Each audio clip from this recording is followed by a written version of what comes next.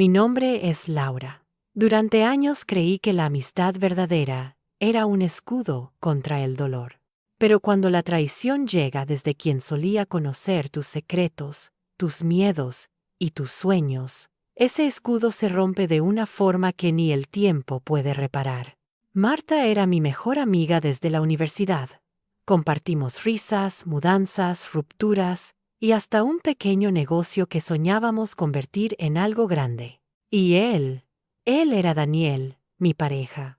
El hombre que creía que estaría a mi lado cuando todo lo demás fallara. La historia comenzó un martes cualquiera, de esos en los que no pasa nada, y sin embargo el destino se prepara para darte una lección. Recuerdo que estaba en la cafetería de siempre, revisando cuentas. El negocio no marchaba bien. Las ventas bajaban y las deudas se acumulaban. Marta llegó tarde, como siempre, con su sonrisa radiante y una bolsa de compras en la mano. Me abrazó, pidió su café con leche y me dijo: «Laura, tienes que relajarte, todo se arreglará». Pero en sus ojos había algo distinto. Al principio no lo vi, no quise verlo. Hay miradas que evitamos porque sabemos que esconden algo que no queremos enfrentar. Sin embargo, esa tarde, mientras hablábamos de pagos atrasados y facturas imposibles, mi teléfono vibró. Era un mensaje del banco. Transferencia no autorizada. Fondos insuficientes. Fruncí el ceño. No entendía. Miré a Marta, que fingía no notar mi inquietud. ¿Pasa algo?, preguntó, bebiendo su café con calma. «Parece que hay un error con la cuenta», respondí. «Voy a revisar luego». No imaginaba que ese error era la primera grieta del muro. Los días siguientes fueron una mezcla de llamadas, reuniones y noches sin dormir. Cada número en rojo era una aguja en mi pecho. Y aunque Daniel intentaba animarme, algo en su voz había cambiado también. Ya no me miraba igual, ya no me abrazaba con el mismo calor. «Solo estás estresada», me repetía. Pero el amor, cuando empieza a desvanecerse, no grita, se va en silencio. Una noche, Marta me llamó llorando. «Laura, necesito verte, es urgente». Corrí a su casa, preocupada. Cuando abrió la puerta, tenía los ojos hinchados y la voz temblorosa. «No sé cómo decirte esto», murmuró. «Daniel vino a buscarme. Dijo que quería hablar sobre tus problemas financieros». Sentí que el aire se me escapaba. «¿Qué? ¿Por qué iría contigo?», pregunté con un nudo en la garganta. Ella bajó la mirada. «Solo intentaba ayudar, te lo juro».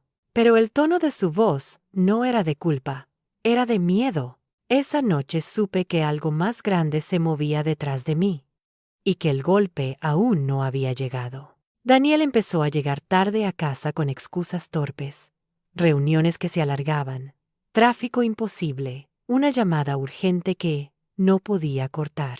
Yo fingía creerle porque todavía quería creer que el amor era un lugar seguro. Pero el amor también puede ser una coartada. Una mañana fui al banco para entender por qué la cuenta de la empresa estaba al borde del abismo. El gerente me recibió con amabilidad mecánica, miró la pantalla y frunció el ceño. Dijo que había 3 transferencias a una cuenta recién añadida como proveedor logístico. Pedí los comprobantes. No reconocí el concepto, pero sí el nombre del autorizado, Marta. Sentí un golpe frío en el estómago. Le expliqué que las autorizaciones requerían mi visto bueno por contrato.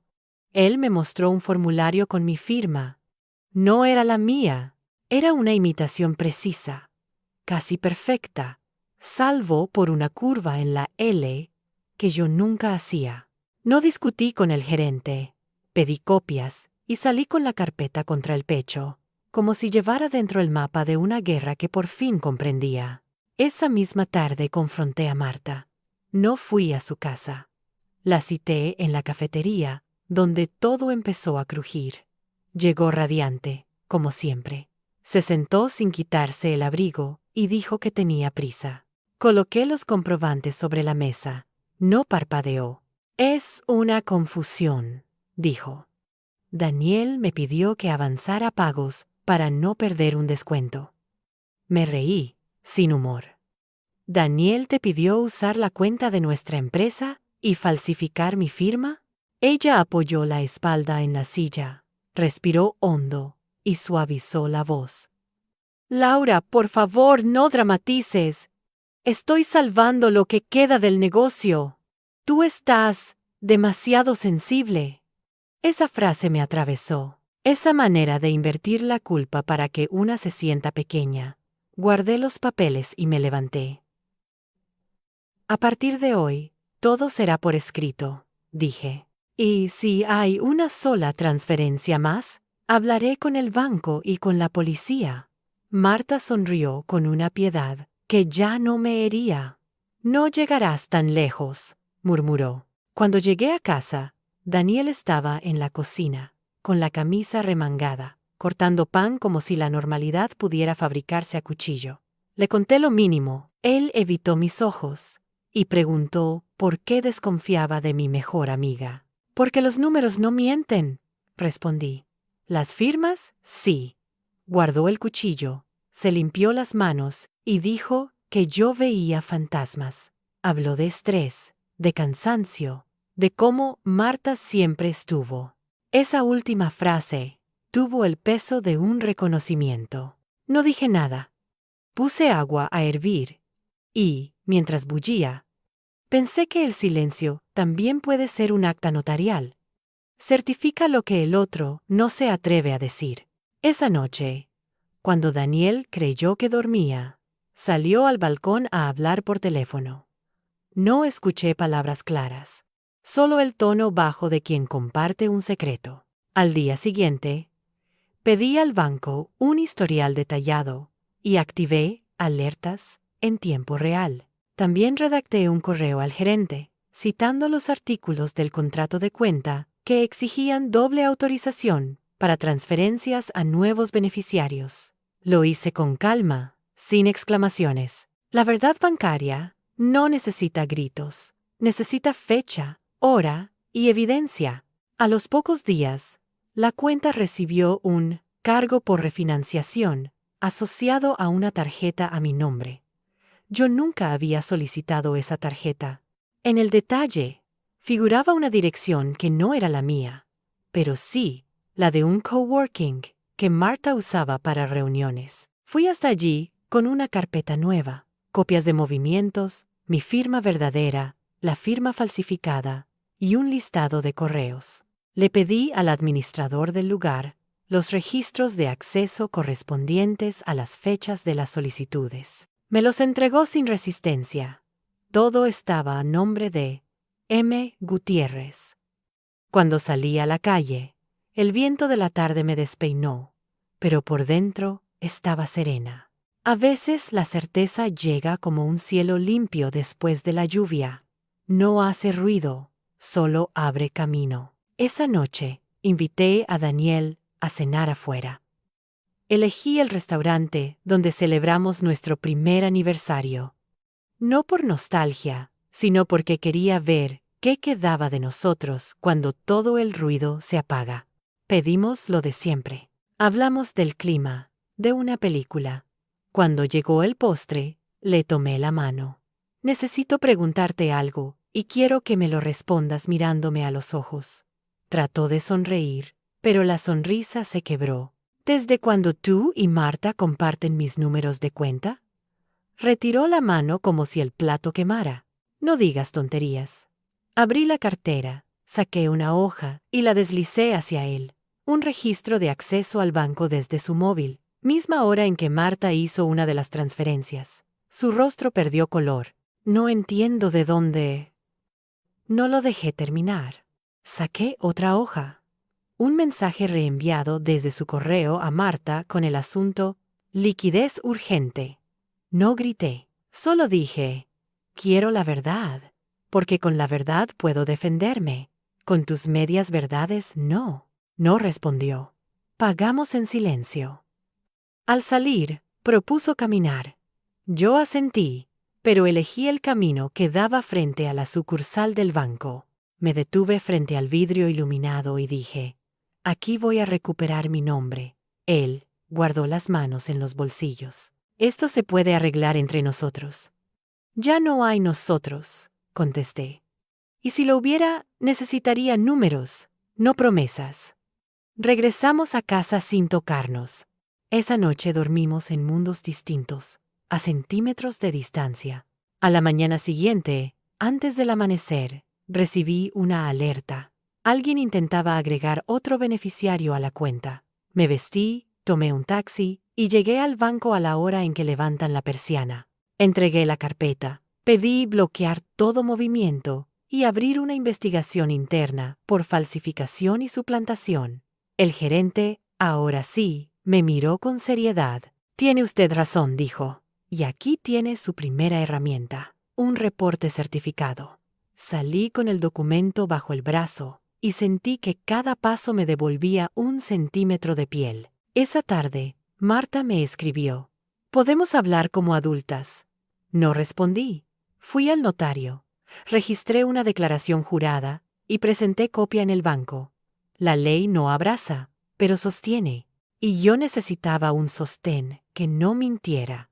Cuando volví a casa, Daniel no estaba. En la mesa dejó una nota. Necesito tiempo. La leí una vez. Luego apagué la luz y, por primera vez en semanas, el silencio no me pesó. Era el espacio donde por fin podía oír mi propia voz. El lunes siguiente amaneció con un cielo gris, de esos que parecen presagiar un cambio, aunque no sepas cuál. Me vestí sin prisa, preparé café y repasé la carpeta que se había convertido en mi escudo. Dentro estaban mis pruebas, mis fechas, mis copias certificadas. No llevaba rabia, llevaba precisión. En la oficina del banco me esperaba el departamento jurídico. Un hombre de traje oscuro me ofreció asiento. Señora Vega, dijo. Hemos revisado su reclamación. Hay irregularidades evidentes. Tendremos que notificar a las autoridades. Háganlo, respondí. No quiero venganza, quiero verdad. La reunión duró menos de 1 hora. Al salir, sentí que el aire era distinto, más liviano. Caminé hasta la esquina, crucé la calle y compré un cuaderno nuevo. En la primera página escribí: nunca más firmaré sin mirar. No era una promesa de desconfianza, sino una declaración de conciencia. Esa tarde, Marta me llamó insistentemente. No contesté. Luego me envió un mensaje. Sé que fuiste al banco. Vas a arrepentirte. Lo leí varias veces. No respondí. Cuando alguien te amenaza con tus propios hechos, solo confirma su miedo. Los días siguientes fueron una mezcla de silencio y pequeños logros. Recibí un correo del banco informando que habían bloqueado las transferencias y suspendido a 2 empleados que facilitaron los movimientos. También adjuntaban una notificación de denuncia formal. En la línea final decía: agradecemos su colaboración y su claridad en los hechos. Esa frase, tan impersonal, me hizo sonreír. La claridad duele, pero también limpia. Una noche, Daniel apareció en casa. No llevaba flores ni excusas, solo una mirada cansada. El banco me llamó, dijo. Dicen que habrá consecuencias. Para todos respondí. Se sentó, se frotó la cara y suspiró. No pensé que llegaría tan lejos. Yo tampoco, dije. Pero la verdad siempre llega, aunque nadie la invite. Guardó silencio. Marta me usó, Laura. No lo interrumpí. Te usaste tú mismo. Ella solo te mostró cuánto costaba tu lealtad. Él bajó la cabeza. ¿Y ahora qué? Ahora cada quien paga su parte. Yo la mía ya la estoy pagando hace meses. No lo volví a ver después de esa noche. No hubo portazos ni escenas. Simplemente dejó de estar. La soledad, al principio, fue áspera, como una tela mal cortada. Pero poco a poco, empecé a reconocer su textura. Era mía. Una mañana, recibí una carta del banco con el sello del juzgado. Dentro, un resumen de las acciones legales. El tribunal acepta la demanda. Se confirma fraude en perjuicio de la señora Vega. Firmé la recepción con una calma que me sorprendió. No celebré, no lloré. Solo pensé en Marta, en cómo el brillo de su ambición la había cegado. Por la tarde, decidí visitarla. No para discutir, sino para mirarla una última vez y comprobar que el miedo también tiene rostro. Abrió la puerta con expresión tensa. ¿Vienes a disfrutar de tu victoria?, escupió. Vengo a cerrar un capítulo, dije. ¿Y el precio? ¿Sabes cuántas puertas se me van a cerrar? Las mismas que tú cerraste cuando firmaste en mi nombre. Yo solo quería salvarnos, gritó. No, repliqué en voz baja. Quería salvarte sola. Y eso no se llama lealtad, se llama cálculo. Durante un instante, su expresión se quebró. No de culpa, sino de agotamiento. Laura, todos mienten, sí, dije, pero algunos dejan constancia. Di media vuelta y me fui.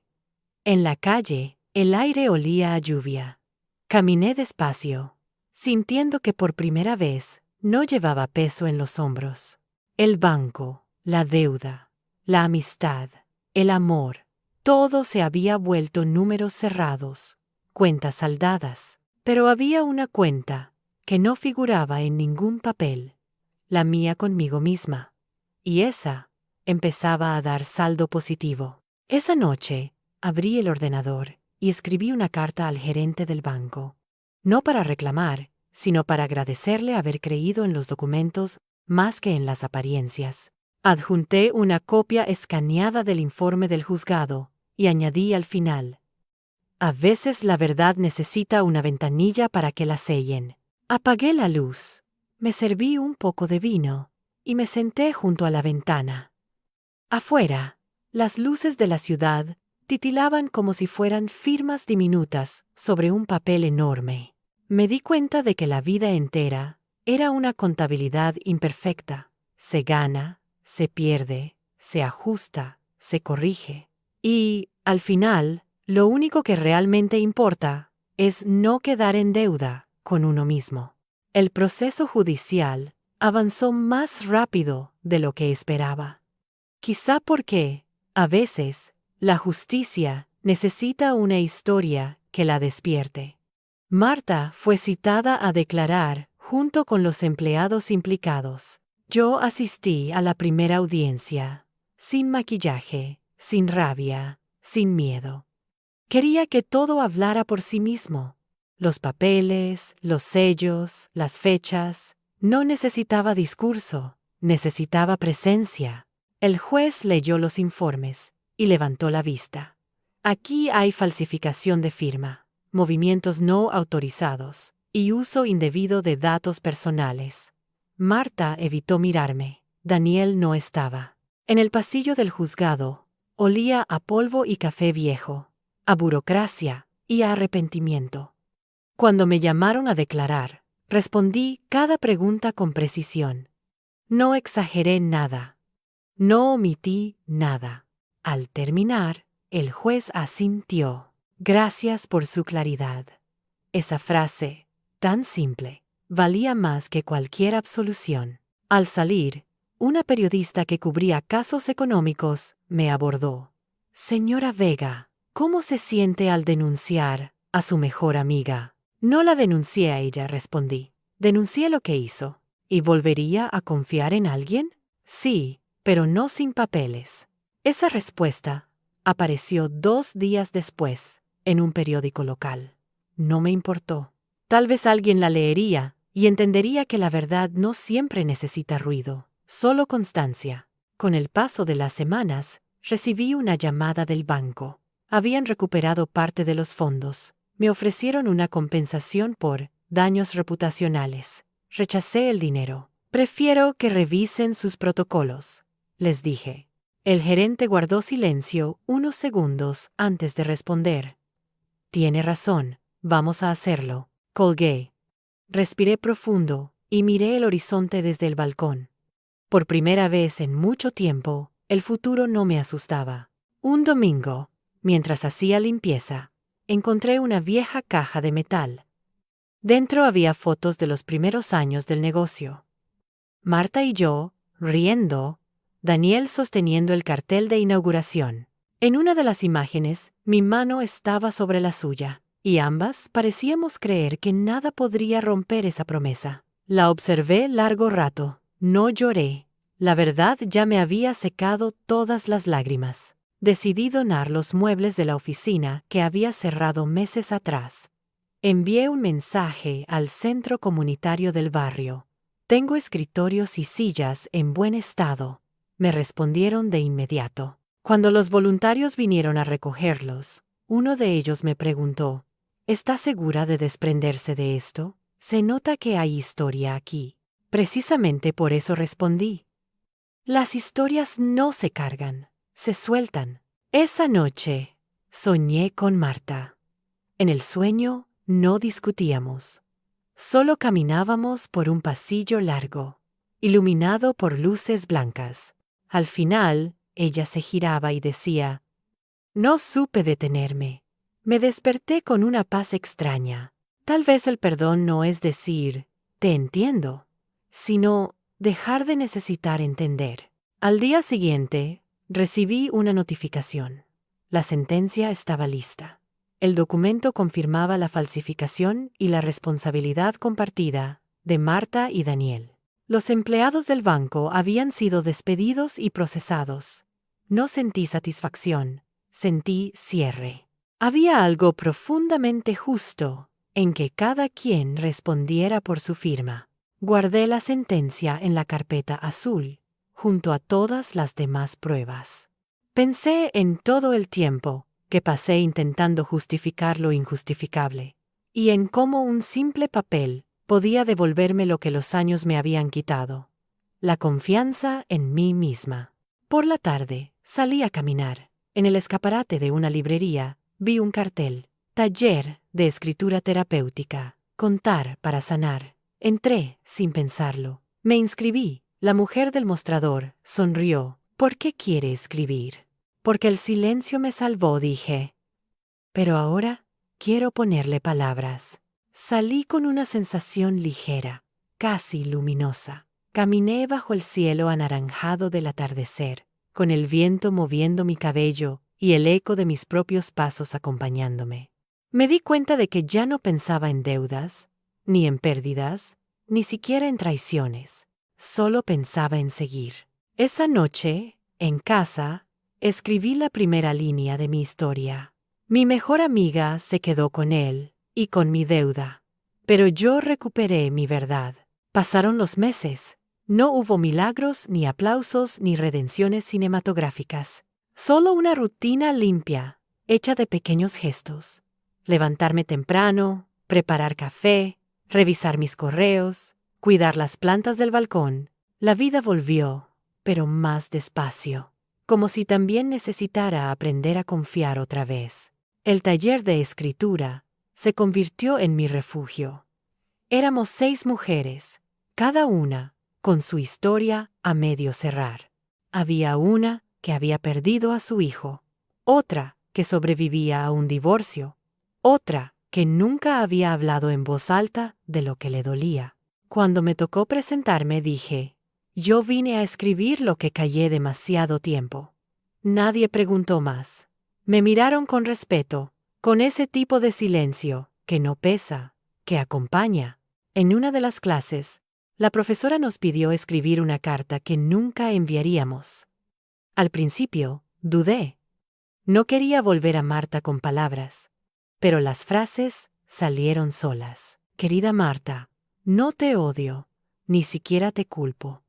Sé que hiciste lo que creíste necesario para sobrevivir, pero sobrevivir sin verdad es vivir a medias. Ojalá algún día entiendas que la lealtad no se compra ni se finge, se demuestra. Y cuando se pierde, no hay banco que la repare. Cuando terminé, sentí un alivio que no esperaba. No era perdón, era respiración. Empecé a leer en voz alta en las sesiones siguientes. A veces temblaba, pero la voz ya no se me quebraba. Descubrí que escribir era otra forma de firmar, pero esta vez con mi propio pulso. Un jueves, al salir del taller, pasé por la cafetería donde todo comenzó. El mismo aroma a café, las mismas mesas, pero una clientela nueva. Me senté en la esquina de siempre y pedí lo de antes. Latte sin azúcar. En la mesa de al lado, una mujer discutía por teléfono, mencionando un préstamo y una socia que no cumple. Me reí sin querer. El ciclo siempre vuelve, pensé, pero uno elige si repite el papel o cambia el guión. Abrí mi libreta y escribí. A veces no ganamos dinero, pero ganamos voz, y eso paga deudas que el banco no entiende. De regreso a casa, encontré en el buzón un sobre sin remitente. Dentro, un recibo de transferencia bancaria. Alguien había pagado la deuda restante del préstamo original. En el concepto decía, liquidación final, agradecimiento. Reconocí la cuenta de origen. Era la de Daniel. No supe si era culpa, redención o simple cierre. No importaba. La deuda estaba saldada. En todos los sentidos. Esa noche, mientras preparaba té, miré el reflejo de la tetera en la ventana. Pensé en todas las veces que esperé explicaciones, disculpas o justicia. Y entendí que, al final, la verdadera justicia no era que el otro perdiera, sino que yo pudiera seguir. Apagué las luces y dejé solo la del pasillo encendida. Caminé descalza hasta la habitación y, antes de dormir, anoté la última frase del día. Mi voz ya no tiembla, mi silencio tampoco. Una tarde de otoño, cuando el aire olía a hojas secas y pan recién horneado, recibí una llamada inesperada. Era un número desconocido. Dudé antes de contestar. Laura Vega, dijo una voz al otro lado. Sí, soy del Hospital San Miguel. Tenemos a una paciente que pidió hablar con usted. Se llama Marta Gutiérrez. Durante unos segundos, no supe qué responder. La enfermera esperó en silencio. Vendré mañana, dije al fin. Colgué y me quedé mirando la pared, tratando de entender qué sentía. No era rabia, ni miedo. Era una especie de curiosidad serena, como quien se asoma a un libro que creía terminado. A la mañana siguiente, llevé flores. No sabía si era apropiado, pero necesitaba un gesto que no fuera hostil. En la recepción me indicaron la habitación. Marta estaba sentada junto a la ventana, más delgada, el cabello sin brillo, pero aún con esa mirada viva que siempre tuvo. Cuando me vio, sonrió con timidez. Pensé que no vendrías. Tampoco yo respondí. El silencio nos envolvió. En la mesa había un vaso de agua, una libreta y un bolígrafo. El médico dice que pronto me darán el alta, dijo ella, pero necesitaba verte antes. ¿Para qué? Para que sepas que no gané nada. Ni dinero, ni amor, ni paz. Perdí todo. No supe qué decir. Ella bajó la mirada y añadió, leí tu entrevista en el periódico. Decías que la verdad no necesita ruido. Tenías razón. Nos quedamos calladas largo rato. Afuera, un árbol movía sus ramas con el viento. Era un sonido leve, pero constante. Quise salvarme y continuó. Pero el miedo no deja espacio para la lealtad. Ya lo sé, dije. Y también sé que el miedo no justifica. Asintió. ¿Me odias? No, ya no. ¿Podrás perdonarme algún día? No lo sé, pero ya no necesito hacerlo. Marta sonrió, con una especie de alivio en los ojos. Entonces, ya estás libre. Cuando me levanté para irme, me dijo, gracias por venir. Eres la única persona que aún dice mi nombre sin rabia, porque no quiero quedarme en tu historia. Prefiero seguir en la mía. Salí del hospital con una calma rara. El cielo estaba cubierto, pero no llovía. Caminé hasta una plaza cercana y me senté. Observé a la gente pasar madres con hijos, parejas que discutían, ancianos que compartían silencio. Me di cuenta de que la vida seguía igual para todos, incluso cuando uno cree que el mundo se detuvo. Esa noche, de regreso a casa, saqué la carta que había escrito en el taller. La leí una vez más. No cambié nada. Solo añadí una frase final. La deuda era mía, pero la libertad también. Guardé la carta en la carpeta azul. Luego abrí la ventana y dejé que entrara el aire frío. Miré hacia las luces lejanas de la ciudad y pensé que, a veces, el cierre no llega con un sello ni una sentencia, sino con un simple suspiro. El teléfono sonó. Era la profesora del taller. Laura, el próximo mes publicaremos un libro con textos del grupo. Queremos incluir el tuyo. Sonreí. Claro. Adelante. Solo una pregunta. ¿Cómo quieres titularlo? Pensé unos segundos. La verdad tiene firma. Colgué y me quedé mirando la hoja vacía de mi cuaderno. Escribí la última línea de esa noche. Perdí una amiga, un amor y un negocio, pero gané mi nombre. Pasaron unas semanas desde aquella visita al hospital. Marta no volvió a llamarme. A veces pensaba en ella, pero no con dolor, más bien con una compasión que ya no pesaba. Era curioso. Una puede odiar durante años, pero basta un segundo de lucidez para entender que el odio también encadena. Yo había roto esas cadenas. El libro del taller se publicó en marzo. En la presentación, la sala olía a tinta fresca y nervios. Cada autora leyó un fragmento. Cuando llegó mi turno, abrí mi cuaderno y, sin levantar la vista, empecé. Mi mejor amiga se quedó con él y con mi deuda. Pero no pudo quedarse con mi verdad. Porque la verdad no se hereda, se gana. El público guardó silencio. Luego vinieron los aplausos, suaves al principio, más cálidos después. No era vanidad lo que sentí, era validación. Por primera vez, mi historia no me dolía al contarla. Había pasado de herida a testimonio. Después del evento, una mujer se me acercó.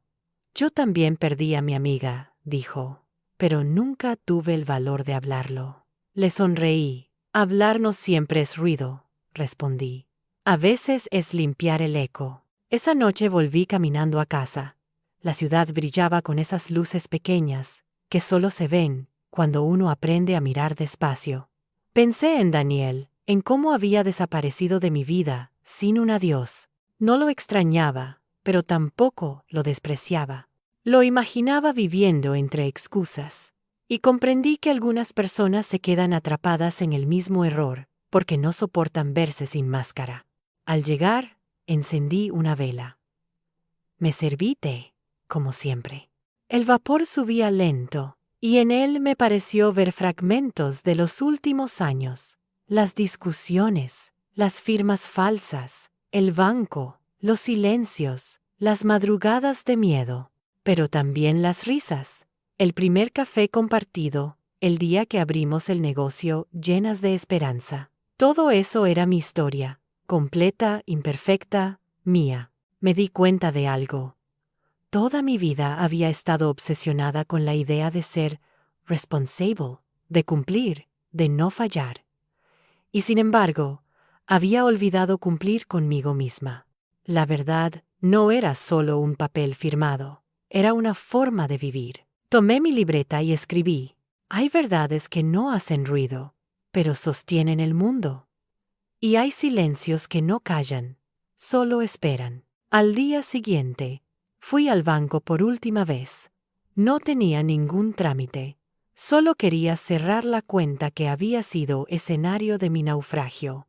El empleado me pidió mi firma una vez más. La hice despacio, con pulso firme.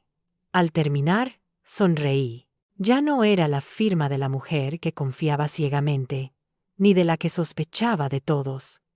Era la de alguien que, por fin, sabía lo que valía su nombre. El empleado me entregó el comprobante y dijo, «Gracias por su confianza». Respondí con una frase que me salió del alma. La confianza no se pide, se reconstruye. Salí del banco con el sol dándome de frente.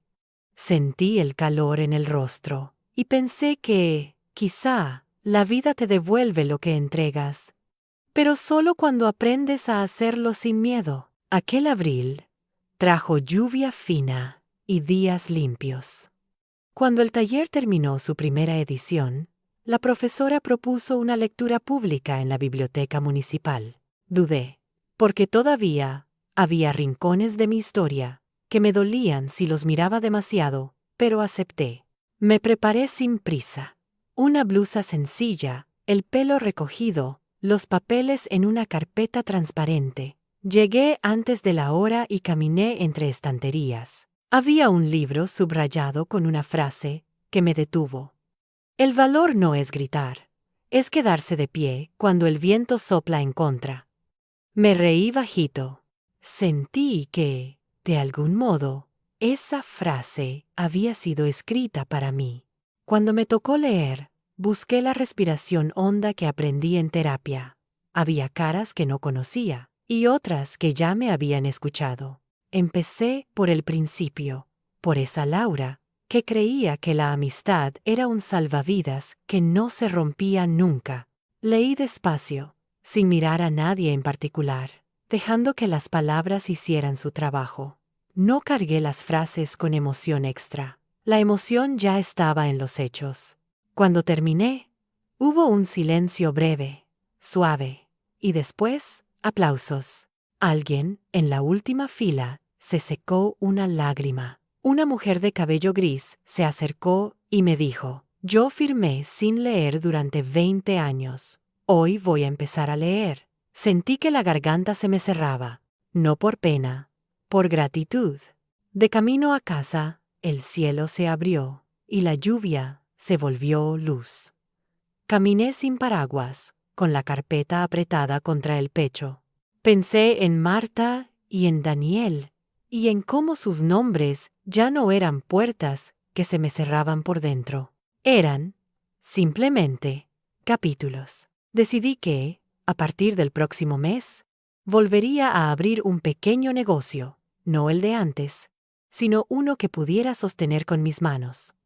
Edición de textos, corrección, acompañamiento de mujeres que quisieran contar su historia sin pedir permiso. Abrí un documento nuevo en el ordenador y escribí: Servicios editoriales. La verdad tiene firma. El título me hizo sonreír. Los primeros clientes llegaron por recomendación del taller. Una maestra jubilada con un cuaderno de poemas tímidos, una enfermera que quería narrar guardias eternas y despedidas a medianoche, una estudiante que había vivido una relación de control y necesitaba entenderse por escrito. Les pedí algo sencillo: trae tus palabras sin maquillaje. Me pagaban poco, a veces casi nada, pero el dinero dejó de ser la medida del día.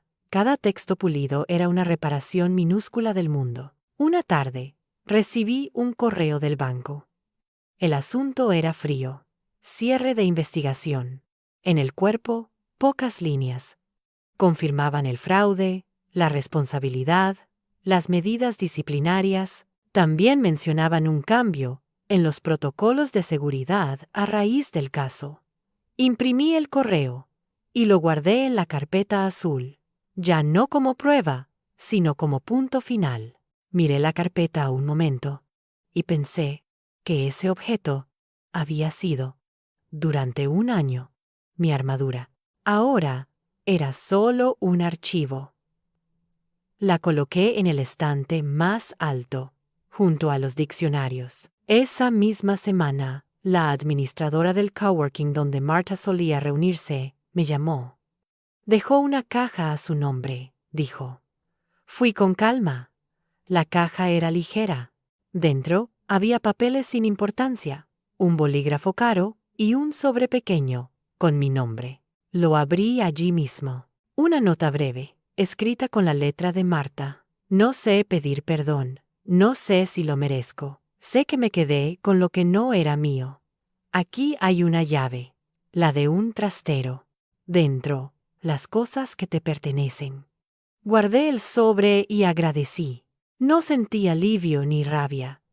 Solo esa tibieza rara de quien confirma lo que ya sabía. La gente no cambia por lo que dices. Cambia por lo que le pesa. Fui al trastero. Olía a madera y humedad. Entre cajas y recuerdos, encontré carpetas con facturas antiguas, una agenda con citas marcadas, compras que el negocio no necesitaba y que la contabilidad no resistía, y un cuaderno con cuentas a lápiz. Había, también, una foto nuestra. 2 mujeres jóvenes sosteniendo tazas de café, riendo como si supiéramos el futuro. La miré un rato largo. No la rompí, no la guardé en el bolso. La dejé allí, como se dejan las flores en un lugar importante al que ya no volverás. Salí al atardecer. En la calle, un grupo de chicos patinaba y reía. Su ruido era limpio, sin doblez. Me senté en un banco y dejé que el cuerpo descansara. Me di cuenta de que, desde hacía semanas, dormía sin sobresaltos, comía con hambre real y mis manos ya no temblaban al firmar. Quizá eso era sanar, volver al propio ritmo sin pedir perdón por existir. Al llegar a casa, me esperaba un paquete sin remitente. Dentro, un libro. El arte de decir despacio. No había dedicatoria. Abrí al azar y leí. La paciencia no es esperar a que pase algo. Es habitar el tránsito. Cerré el libro y respiré hondo. Habitar el tránsito. Eso había hecho yo. Sin nombre elegante y sin escuela. Habité mis pérdidas hasta que dejaron de ser una caída y se volvieron camino. Esa noche llamé a mi madre. No le conté detalles. A esa altura, las madres no necesitan detalles. Me escuchó como siempre, con esa escucha antigua que no tiene fecha. Cuando colgamos, me miré en el espejo del pasillo y reconocí mis propios ojos. Me dije en voz baja, «Ya estás». Sábado por la mañana, abrí el correo del taller. Querían organizar una mesa de conversación sobre verdad y documentos en la vida cotidiana. Contratos, cuentas, alquileres, firmas. Me pidieron que hablara de mi caso y de cómo una mujer puede aprender a defenderse sin perder la calma. Acepté. Preparé notas claras, pasos simples, lenguaje comprensible, una lista de preguntas que toda persona debe hacerse antes de autorizar una operación. Pensé que, si a mí me hubiera hablado alguien así hace años, tal vez el golpe habría sido menos profundo. Pero también supe que si no hubiera caído, no habría descubierto esta voz. Esa tarde, antes de salir a comprar, pasé por la cafetería de siempre. Me saludaron como a una conocida. Pedí un café y una porción de torta de manzana. Me senté en la mesa de la esquina y abrí el cuaderno. Escribí: la verdad bancaria no es enemiga, es un idioma, y se aprende como todos los idiomas, con práctica, con errores, con paciencia. Miré la frase, la subrayé y sonreí. De pronto, recordé aquel primer mensaje del banco. Transferencia no autorizada. Aquel golpe en el estómago se había convertido, con el tiempo, en músculo. Volví caminando. El aire era limpio, la luz, amable. Al llegar al portal, un vecino nuevo me abrió la puerta y dijo: «Pase, señora», con una cortesía que me recordó a mi padre. Subí las escaleras con paso firme. Abrí, dejé las llaves en el cuenco y me quité los zapatos. Puse agua a hervir. Cuando el silbido de la tetera llenó la cocina, supe que mi vida por fin tenía el tamaño de mis manos, ni más ni menos. Me serví el té, apoyé el plato en la mesa y escribí la última línea del día. No recuperé a mi amiga, no recuperé ese amor, ni siquiera recuperé el negocio. Recuperé algo mejor. La certeza de que mi nombre, dicho por mí, basta. El día de la charla llegó sin ceremonias. Era un sábado tibio, con el cielo medio nublado y una brisa que olía a papel nuevo. Me vestí simple, con la misma blusa que había usado en el taller. Al llegar al centro cultural, vi a mujeres de todas las edades, ocupando los asientos. Algunas traían carpetas, otras solo un cuaderno y un bolígrafo. En sus ojos se reconocía algo que yo conocía bien. El miedo de quien firma sin leer, el cansancio de quien confía sin respaldo, la vergüenza de sentirse engañada. El moderador me presentó como consultora en ética y documentación personal. Sonreí con discreción. No me veía como consultora, sino como sobreviviente. Me entregaron un micrófono. Lo sostuve con calma. No era miedo lo que sentía. Era una mezcla de respeto y responsabilidad. Durante años empecé. Creí que el papel era una formalidad, una firma, una fecha, un número de cuenta. Pero un día descubrí que el papel también puede ser una trampa, que el amor, la amistad o la confianza no reemplazan una lectura atenta. No venimos a desconfiar del mundo. Venimos a recordar que la verdad también se escribe. Alguien en la primera fila asintió. Y esa pequeña complicidad me dio fuerza. Cuando todo se derrumbó, continué. Aprendí que no hay peor deuda que la que tenemos con nosotras mismas. Pagarla significa mirarnos al espejo, sin miedo. Significa decir, ya no firmaré en blanco, ni en la vida, ni en el papel. El público guardó silencio. No era silencio incómodo, era escucha. Nadie nos enseña a defendernos con documentos, pero deberíamos. Porque la palabra confianza no debería ser sinónimo de ceguera. Me detuve, respiré y añadí, perdí mucho. Mi negocio, mi pareja, mi mejor amiga. Pero gané algo que el dinero no puede comprar. Claridad. Y la claridad, aunque duela, siempre ilumina. Los aplausos llegaron suaves, casi tímidos. Miré a la sala y vi ojos húmedos, cabezas que asentían, manos entrelazadas. No era un triunfo, era una red invisible de mujeres que, de algún modo, se estaban diciendo entre sí. Yo también. Después de la charla, se me acercó una joven, con uniforme de banco. Trabajo en atención al cliente, me dijo. Leí sobre su caso. Desde entonces reviso cada documento 2 veces antes de aprobarlo. Gracias. Le sonreí. No supe qué responder. Quizás esa era la verdadera justicia, la que no sale en sentencias, sino en hábitos. Salí del centro cultural con una sensación que no había sentido en años. Ligereza. Caminé hasta el parque cercano. Las hojas caían lentas, dibujando remolinos en el suelo. Me senté en un banco, saqué mi libreta y escribí. Lo que fue deuda se volvió enseñanza. A lo lejos, una niña jugaba con su madre. Se reían. La niña tropezó y cayó. La madre corrió, la levantó, y ambas rieron otra vez. Me quedé mirando esa escena, sintiendo que, en el fondo, todo se trataba de eso. Caerse y volver a ponerse de pie, sin culpa. Esa tarde volví a casa antes del anochecer. Al entrar, el silencio me recibió como un viejo amigo. Encendí una lámpara y preparé té.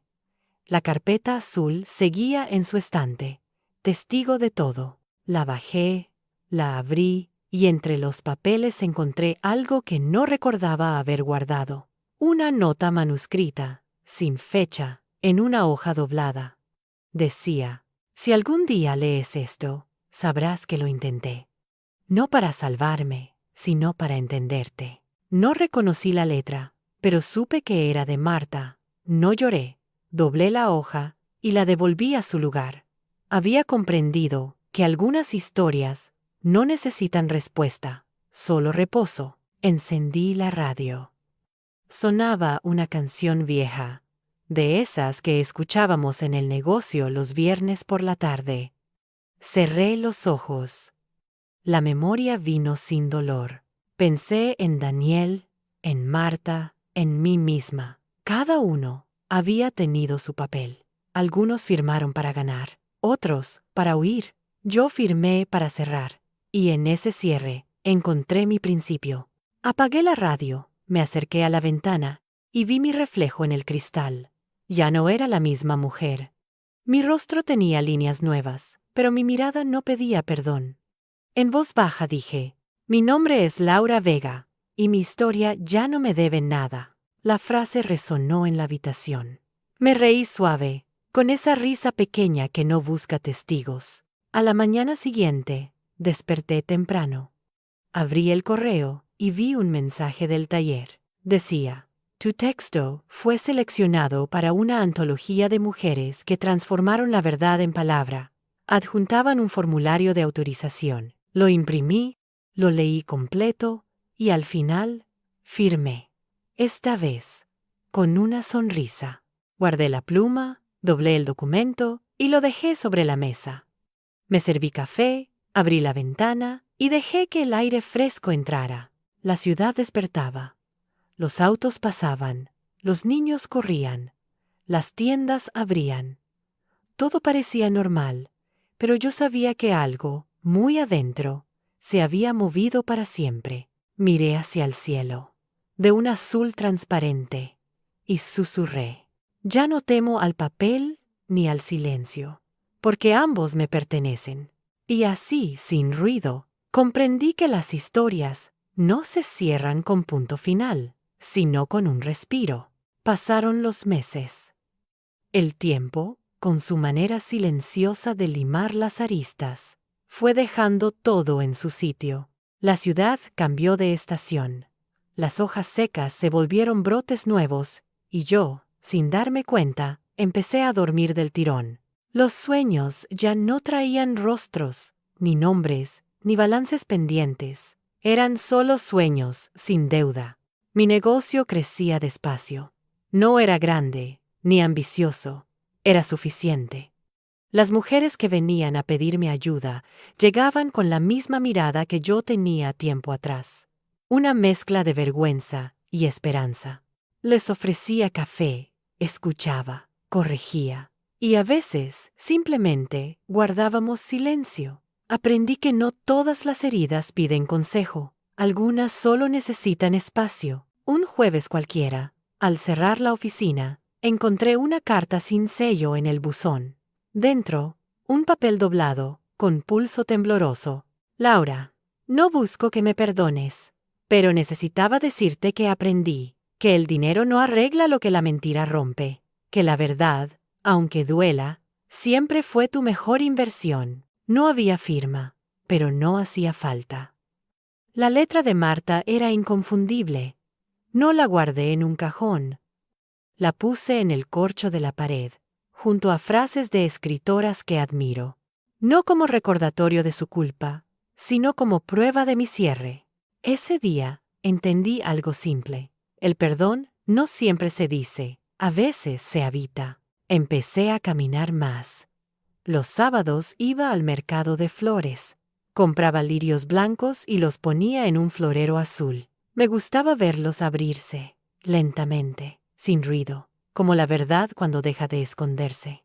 En el camino a casa, a veces me cruzaba con gente que hablaba del clima o de política. Sonreía.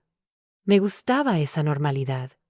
Después de tanto caos, la rutina era mi lujo. Una tarde, mientras revisaba un manuscrito de una clienta, me detuve en una frase que decía: la confianza es un puente de cristal, no lo cruces corriendo. Me quedé mirándola largo rato. No sé si la subrayé por profesionalismo o por necesidad. Quizá ambas. Cerré el documento y salí al balcón.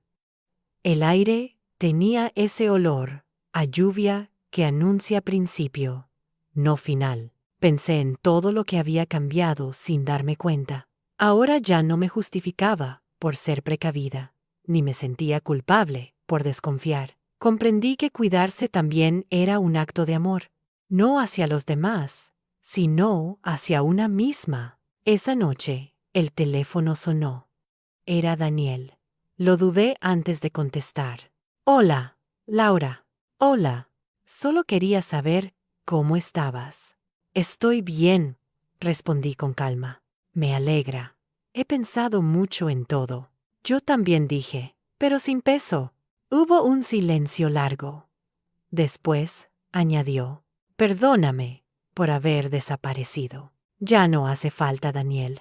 Mi voz sonó firme, pero suave. Todos desaparecemos cuando no sabemos quedarnos. Colgamos sin promesas. Y entendí que ese cierre, tan simple, era más poderoso que cualquier disculpa larga. Apagué el teléfono y respiré hondo. No había dolor ni nostalgia. Solo un vacío limpio, como una habitación recién ventilada. Los días siguientes siguieron igual. Trabajaba, escribía, caminaba. Una mañana, la profesora del taller me escribió: «Tu texto ha sido muy leído. Algunas mujeres me pidieron tu contacto para agradecerte». Respondí con una sonrisa que ella no vería. «Gracias. Diles que no escribí para ser agradecida, sino para no olvidar». El domingo fui al parque con mi madre. Caminamos despacio.